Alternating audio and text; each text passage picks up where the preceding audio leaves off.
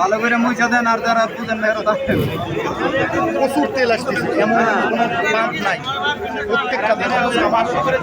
ওনাদের মিটারই তো থাকে তারপরে বিল্ডিং এ বলে দেয় পুরো নামাইতে হইব পুরো নামান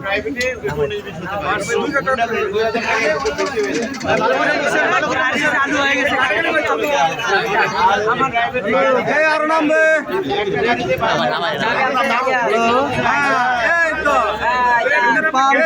বন্ধ হয়ে গেছে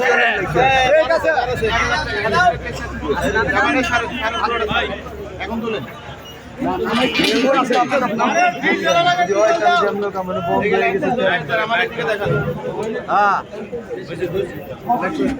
আরে তেলের লেগে খারাপ রয়েছে গাড়ি বন্ধ হয়ে গেছে আরে কেমনে ঝামেলা চলতেছে তেল ফুরাই গেছে পাম্প পাম্প তেল ফুরাই গেছে